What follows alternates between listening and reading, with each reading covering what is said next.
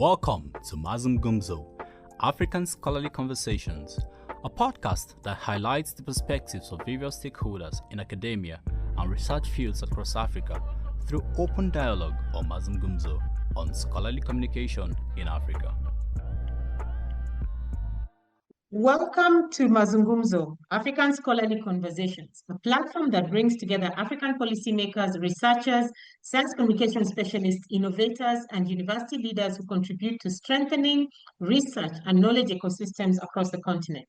I'm your host, Joy Owango, Executive Director of Training Center in Communication, TCC Africa, a capacity building trust based at the University of Nairobi Faculty of Science, Technology, and Innovation in Kenya. Today, we explore issues from the perspective of a policymaker working at the intersection of research, governance, and regional cooperation in South Sudan. I am joined by Honorable Dr. Woda Jeremaih Jago, a member of the East African Legislative Assembly representing the Republic of South Sudan. He is also the Managing Director of the Hope Institute of Management and Research and the founder of the Woda Foundation for Women and Girls Empowerment. Dr. Woda is a researcher. She holds a Bachelor of Science in Animal Science from the University of Juba, a Master of Science in Animal Production from the University of Khartoum, and a PhD in Animal Nutrition from GB Pant University of Agriculture and Technology in India. In the East African Legislative Assembly, her work focuses on agriculture, food security, climate change, and public health. She introduced the regional bill on the prevention and control of transboundary and zoonotic animal diseases and currently chairs the Subcommittee on Agriculture and Food Security. Dr. Woda Jago, it is a pleasure to have you on Mazungumzo. Welcome. Thank you very much, Executive Director, Madam Joy, and I'm really privileged to be in this very important podcast, especially for us Africans who are known and sometimes being described that we don't deal with research and we don't pay attention to research. So I'm really honored to be in this very important podcast.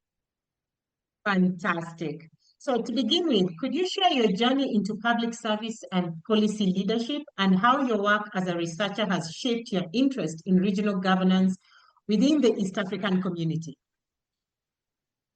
Yeah, thank you very much for this. Actually, it's a long journey. I started with my love for education. I've been a bookish girl since I was young. And yes, I was privileged to have my master, my PhD in early age. So before turning 30, I was with my PhD already. So I joined the field of teaching in the university. I started as a teaching assistant after graduation. And then after holding my master degree, I became a lecturer. And then after that, I got my PhD, I became an assistant professor. And then after publishing some papers, I ended up to be associate professor. And by the years I taught also. So I have more than 15 years experience in teaching in the uni. My minor was animal husbandry and my major is animal nutrition. So these are the fields in which I've taught, and I was also having supervised some students. But now, being a Southern Sudanese by then, because I'm born and raised in Khartoum, and I've seen the marginalization of my people since I was a young girl, and it wasn't easy.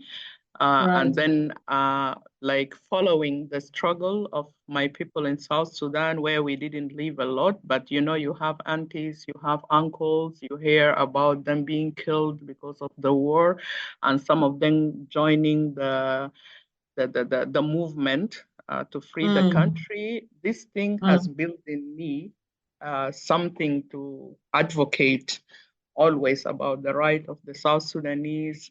And then also, I don't know if it's fortunately or unfortunately, being a woman also in Sudan and South Sudan, it's another place also to be an activist of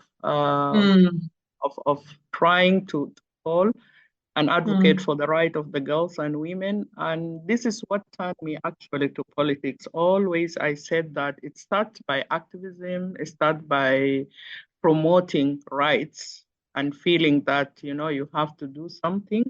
And this is what led me to join the referendum as a director of operation. I was part of that last South Sudan, the final walk towards the freedom. So I was appointed as the director of operation for South Sudan Referendum Bureau, which led to the secession of South Sudan. And from there also coming to South Sudan now and seeing how women are also marginalized, I started to be active in that area.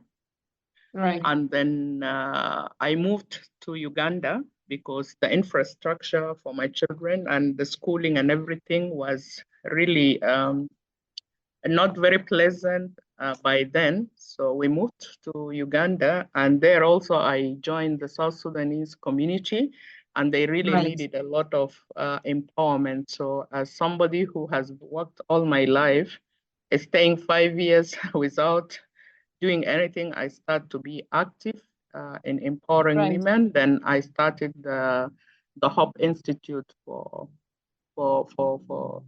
training. Yeah. Then I start training women and engaging with them, and also going to the refugee camps, talking to them about their right and all these things. And this led me when South Sudan was joining the ESC. I went and was elected as, I campaigned and was elected as independent candidate. Women really supported me because by then I was known to support women and to work and to, I've written also some books in these 5 years where I state, I don't say that I was idle, but I was engaged and trying to write things because also I love to write. That was one of the hobby I have. And this is what made me to end up in the East Africa Legislative Assembly for the first term. And then the second term, I was also re-elected. And here I am becoming a politician, from a researcher and a university professor to politics, which people sometimes see that it's like a loss of someone who could have helped a lot in the educational field. But for me, I don't see it like that because I did not lose my identity as a researcher and academician. No. I didn't lose it into politics, but I think I'm enhancing somehow, somewhere. That is true. Yes. I think I'll just stop here, a part of other things I do, but because the time is a little bit short and we have other options. Yes. Yeah. So your career has been quite impressive, and yes, it's quite unfortunate about your country, formerly Sudan, now the secession into South Sudan, then the marginalization of the people in Southern Sudan. It even gets worse with women in the same country, and the fact that you've managed to rise beyond all those challenging situations, it is something that is actually worth respecting, and not only acknowledging, worth respecting. And I believe you moving from research and into policy, when I look at politics, I'm looking at it from a policy perspective, is a very influential position for you to make change, to help improve change, help influence change, and also provide legislation for opportunities for the marginalized people. So I don't see it as a loss. I see it as a growth. And this leads actually to my next question. South Sudan is still developing its higher education and research ecosystems.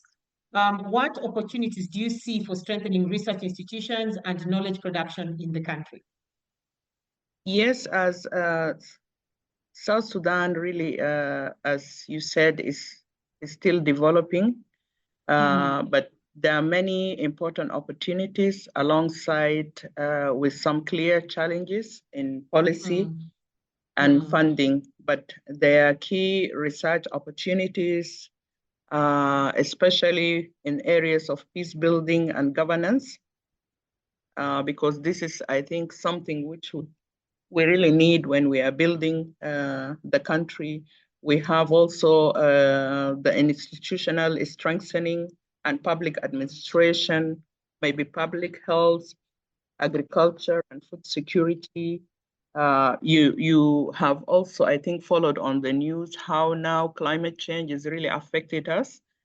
And last year and even this year, and before yesterday, there was a lot of rains in Yes. Juba and the surrounding, and like that you can see the school kids moving in waters and they're falling in and out. And last year we have 7 of our state which were covered by water. And I think the area of the climate change and environment and natural resource really need a lot of work. We have oil locations also and oil companies which really need to be oversighted by the parliament, which they're doing, but also a lot of research need to be done there because some of these companies don't abide by the environmental risk assessment. Now we have in South Sudan cases of cancers, which were not there because South Sudan is very virgin and natural. People eat natural things. So we never had cancers before. Like even when we were in Sudan, you find rarely South Sudanese with kidney disease, cancer. And I think because of our culture also, there are some diseases because we don't marry our relative. So there are things which inherited diseases.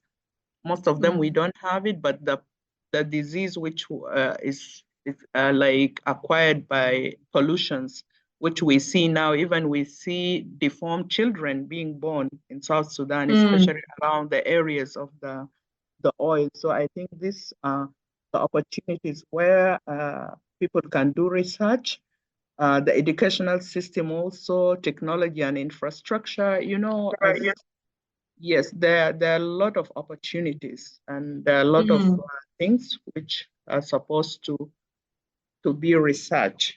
And I believe, as you said, I think part of the question, the first question which we asked, that how did that research or educational background or teaching affected my work? I think it's really affected because whenever there is a legislation, whenever we are like working in a committee, and even we are writing the report, they will say, okay, let's get experience from these people because you have been supervising students. So even writing a report, you should write a small abstract, how the introduction is being written, how we should review. And I believe if African countries and most of our politicians really build their decision and the policies on an informed point of view, I think we'll not end up having a lot of disasters. But most of our governments, they sometimes ignore research and research informative decisions. And yet, whenever you do a policy or a law, which is not really studied well, you end up by not implementing it. Let me give you example. Like most of, as I'm active in environment and climate change, most of our countries has banned the plastic use. Yes. But how many countries now, apart from Rwanda, when you go, you don't find the plastic bags. You find them. Why? Because the decision was made maybe emotionally, maybe on the 16th of June, when there is the Environment Day, and people are seeing that people are banned. This country has banned the plastic bags, use of plastic bag, but a study wasn't made how to the time to give so that you wind up the plastic and give people alternative measures and then enforce it after that, because you cannot just bring it, okay, you say we banned it, and then you never studied which alternative will be there, how long will you raise it out from even the neighboring countries and all these things. Right. So we end up enacting policy, paying money on it, and then they end up not being successful. Why? Because we did not put the importance of the research. That is true. That is true. But I also believe Kenya is also making strides on the implementation because there are alternative bags that have come up, but the challenge is still seen in the townships where it is, you can still see misuse of plastic bags. But I can say maybe about 80% of what in Kenya, in 80% of it has been implemented. It's not as bad. And what we're seeing now is fortunately cleaner streets. There's less garbage, there's less plastic waste. We are seeing more uh, designated garbage bins with recycling messages. So people are becoming more and more conscious. And you're right, if you set up a legislation, you need to have implementation measures that are practical so that people can adopt. Otherwise, it becomes an emotional decision that is made. And so for you, what you're saying is that what we need to focus on, what South Sudan is focusing on in higher education is mostly on high climate change, adaptation, um, food security, and peace and security, because these are the priority research areas that you see coming out of the country. Now, many African governments fund research through public institutions and universities.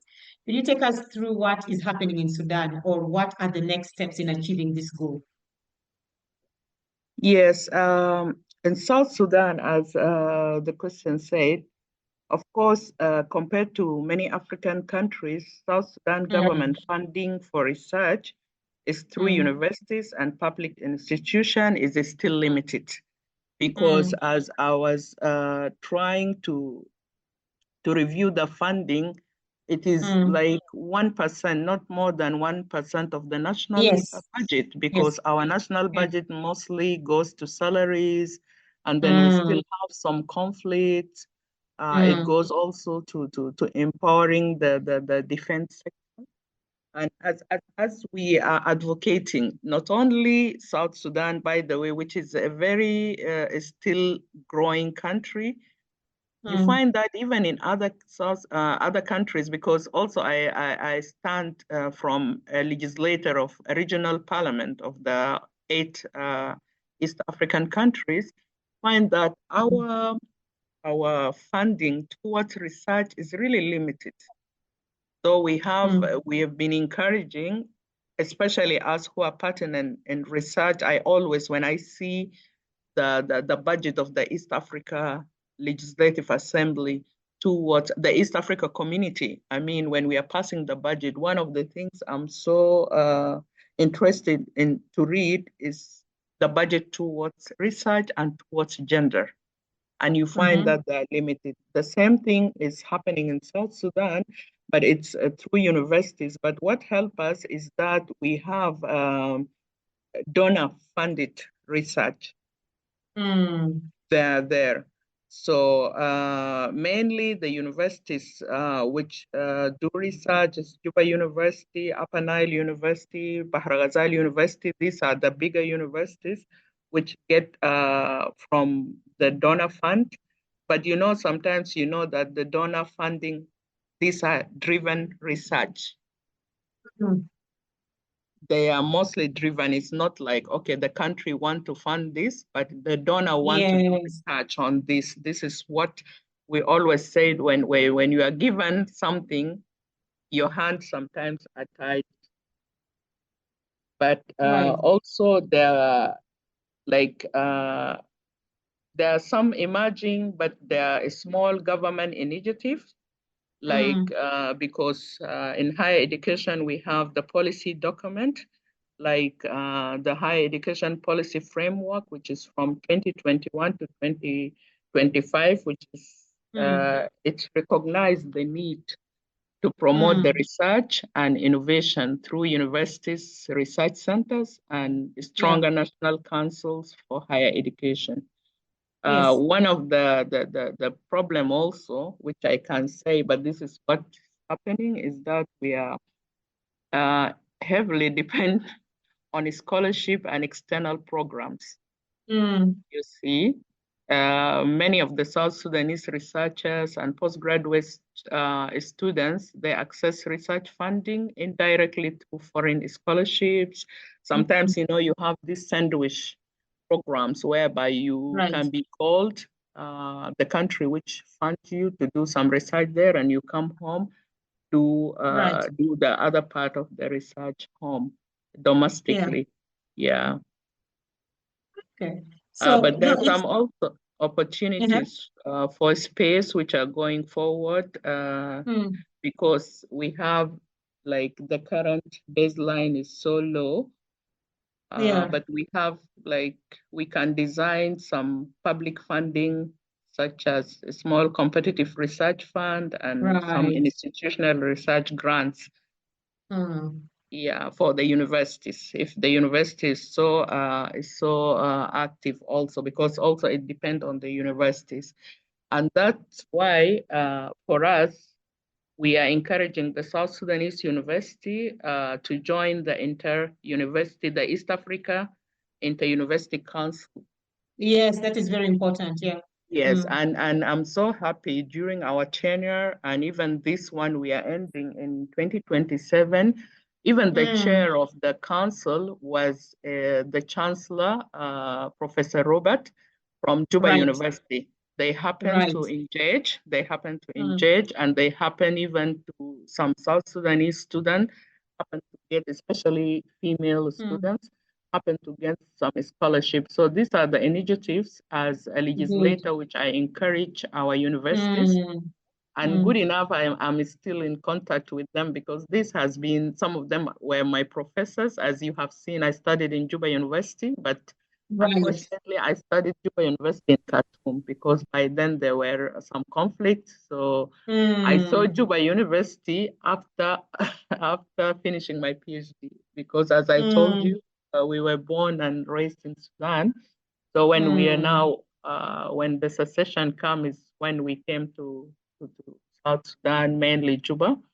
So these are the opportunities, and other even international opportunities. Like when I was still in the university, there was a normal program, which was a South-North correlation. It was from Arkuchus University in Norway, Upper Nile University in South Sudan, and Chambogo University in Uganda. So we brought some students, and these were vocational trainings, but a master level. Yeah. Okay. So now, but that is, I think it's one step at a time. Bearing in mind that with the history, the turbulent history that South Sudan has gone through, the fact that even despite that turbulent history, there's still steps in trying to operationalize the higher education system, working with the limited resources that are available, the partnerships that are in the region that would aid in making it supportive. So what I'm saying is that all hope is not lost. It's just an issue of forging forward and making sure that those systems grow. These are just foundational systems, and making sure that they grow, and to the point that you have a mature higher education ecosystem. So being part of the East African community is very important in this growth as well. And it leads me to another question, where we are going to focus on open science, which is instrumental in supporting higher education and research. What would a successful adoption of open science and stronger research governance look like in South Sudan in the coming years? Having said this, I think this will, if we adopt it, if we in South Sudan adopt the open science, it will give us successful and stronger research governance in South Sudan. And it will really transform the fragmented, donor-reliant research into a coordinated, into True. transparent national assets that directly support policy and development in South Sudan. Yeah, because by then the universities and research centers routinely will deposit theses, database policies, and the reports. They will also will have local journals and working papers series. They will become open and free to read and publish, you know. Yes. We have, I can't say we don't have researchers, because one of the things, by the way, I missed put in my biodata is that in 2012, after the referendum, the government of South Sudan, by then we call it GOS, Government of Southern Sudan, of South Sudan, of South Sudan, has seen that there is a need of research and for to evaluate the 5 years they were still under Sudan, because we were given and then I was one of the researchers who were picked to research in the livelihood. There were researchers for the governance. There were one of the judiciary like that. So they have seen that there is a need for the researchers to evaluate. And by the way, there were many of the outcomes. If they were taken seriously, I tell you, Madam Executive Director, I think we couldn't have ended up the way we ended now. Yes, because there were a lot of outcomes. So also, I think the Ministry of the Higher Education and National Research will also have some innovation and funds which will run for annual, maybe competitive calls within transparent peer review by mixed panels. These are the things which, if we have, because there is a council of the higher education and of the universities, they do a lot of things, but most of the time their hands are tied down by the funding. They have many, like in South Sudan, we have a lot of documentation and good paperworks for many of the ministries.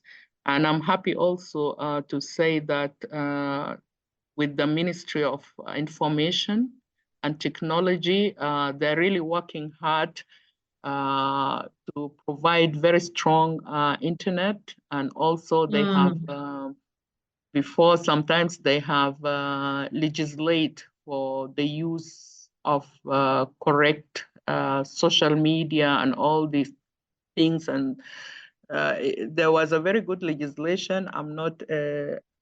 It's not just coming to my mind, but it was to legislate the offensive use of the media and the social media, and to use it correctly.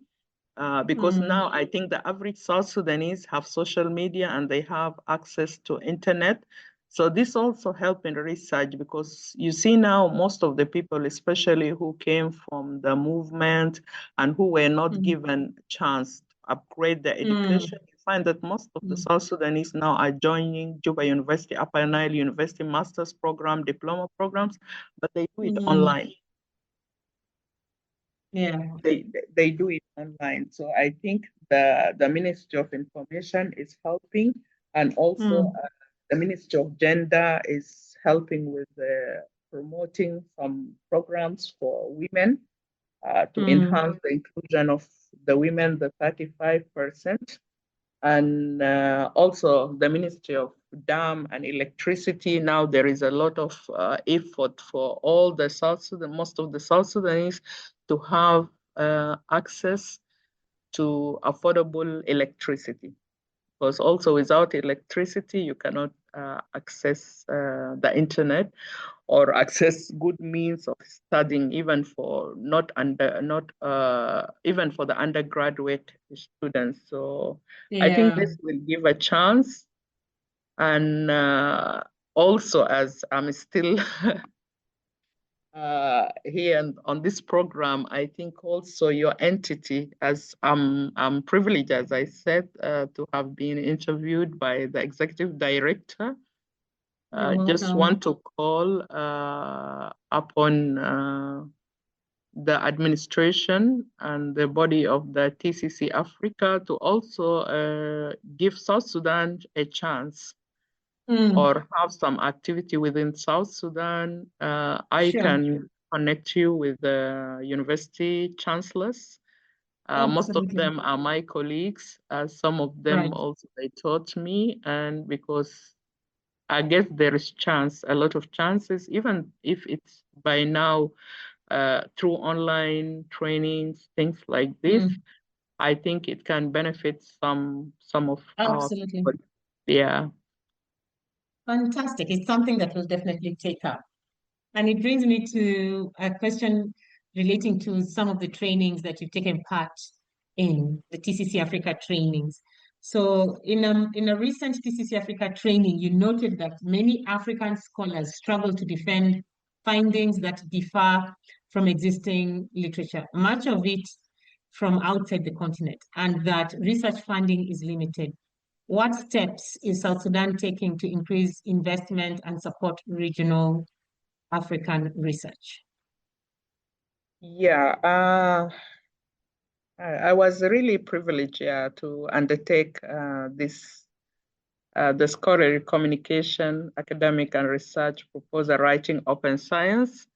And it came because I'm right now studying another master in, Okay. yes, in women governance and leadership in Africa. Yes. So during that course, we debated that it's sometimes if you find an anomaly to what you are doing as an African, you will be always, because I think it always goes to funding. How will you prove? Because if I'm doing a research, all the literature review is saying something, there is an assumption that my result will be this.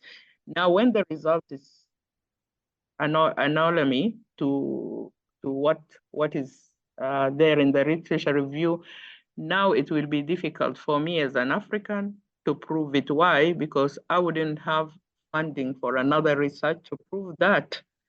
Yes. So that's why we're saying as if we just copy paste what was done, and then a little bit of my result is assumed. It goes back that we don't have funding. So South Sudan is trying its best, but I think as most of the African countries, it is still very far, because one of the things which I did not also bring out here is that we lack the proper infrastructure, the labs. Most of our universities, South Sudan has been a war zone. So Yes. like university like Juba University, which was really well equipped, by then we have been told, as I told you, I studied Juba University, but I studied it as a branch in Khartoum, because by then Yes. it was distracted and it was a war zone.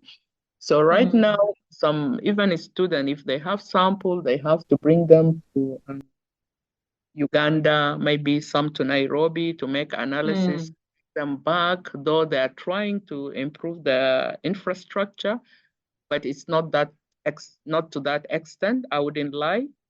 Yeah, we still need infrastructure development in our universities and in our research facilities. And that will also be a hindrance towards a student who find that, okay, he's finding a different and he need to defend them. So I think it's really difficult. I don't know how the other countries are doing it. Maybe if it's outside the country is where find really you are facilitated. The professor can take you also through and can support you in this. But I don't see it happening in our setting, even in the other developed, the 60 plus years independent countries, leave alone the That is true. yes, which is 15 years, you see, and which is still dealing with post independent crisis. I think it's an ongoing journey when it comes to this particular question. And it's not only restricted, as you said, it's just not only restricted to countries that marginalized countries. This is something we also see even with some in developed countries as well. So it's an issue of making, and I think this is now where open science comes in, where if you have access to all these resources, you are able to have access to information that is relevant to your region, particularly if the rise of open science has not only has not only led to the increase in equity in science, but also better representation. So we are seeing more representation of of African output thanks to open science. So I think it is one step at a time, and with it's an ongoing journey, for lack of better words, whereby with time we'll be able to defend findings that defend findings from literature that comes from our continent. More we are going to defend findings with literature coming from our continent because there is more representation and accessibility of the same. Without, as I said, I'm not begrudging content coming out of outside the continent, but it actually helps if we are able to start using more of our own literature, and it starts with accessibility. So I think it is really one step at a time. Now, as we wind up, what message would you share with African researchers and young scholars in the continent, and similarly in South Sudan, who want their work to contribute more directly to policy and development across the continent?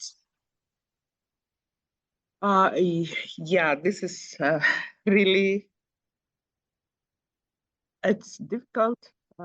It's a difficult one, but let me say, let me say this. As you know, as a scientist, we're always known of being transparent, being truthful, and direct. So it's for us to stand as researchers, as scientists, to be part of our governance, to be part of our policymakers, to be part of our politician. And by the way, during one of the research gathering, I am there, and they said that politicians are dumb.